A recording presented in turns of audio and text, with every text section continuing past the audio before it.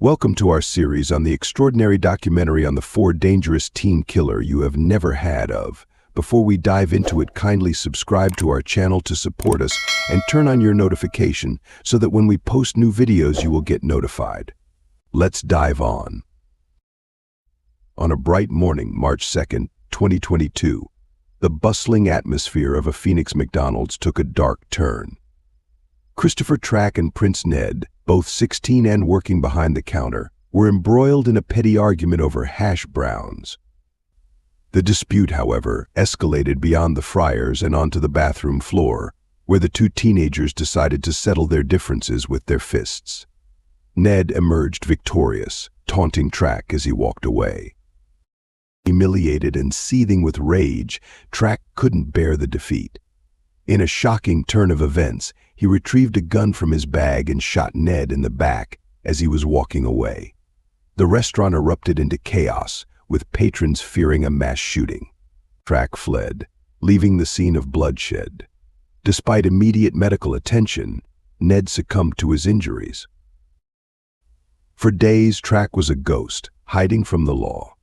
But on March 7th, 2022, he surrendered to the police. Charged with murder and held on a hefty $1 million bond, Track faced a grim future. A year and a half later, he pled guilty to second-degree murder.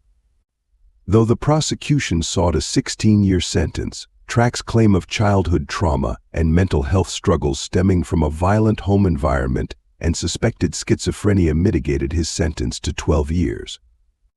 His words during sentencing, expressing remorse and comparing his family's potential grief to that of Ned's, didn't erase the gravity of his actions. Fast forward to 1998, 16-year-old Brian Vaugh, a promising student athlete, had the world at his feet. When his parents bought him a used car, a gesture meant to reward his achievements, Brian's dissatisfaction was palpable. After a suspicious fire destroyed the car, Brian's parents were prepared to buy him another. But this time, another used one. A heated argument about a new car culminated in Brian's desperate act. On November 10, 1998, following a dealership dispute, Brian took his 12-year-old brother to a neighbor's house, claiming an intruder was in their home. He said he had called 911. When police arrived, they found his father, Leslie Vaugh, dead from a gunshot wound, with signs pointing to a staged break-in.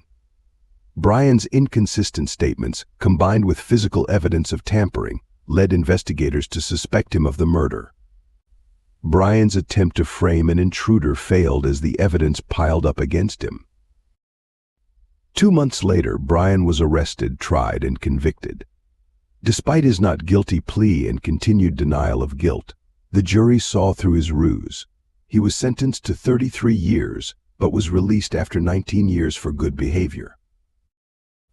March 23, 2018, brought another tragedy when 18-year-old Cameron Herron, driving his sleek Ford Mustang GT, raced his friend down a Tampa street. The speed demon's reckless driving, reaching up to 100 mph, ended in disaster. As they sped through a 45 mph zone, Herron's car struck 24-year-old Jessica Reisinger Reinl and her 21-month-old daughter, Lilia, who were crossing the street.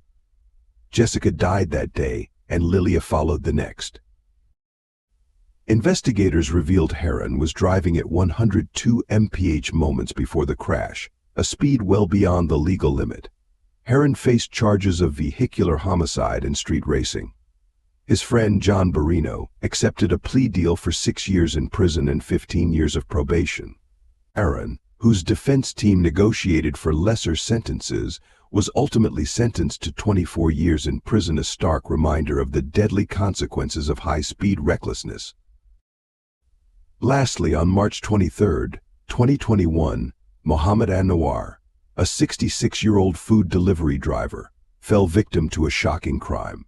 He gave a ride to 2 teenage girls who decided to carjack him. Armed with a stun gun, they attacked him as one girl took the wheel. In a desperate attempt to prevent the theft, Anwar clung to the driver's door. The car crashed, violently tossing him onto the sidewalk. Despite the chaos and bystanders' help, Anwar later died from his injuries.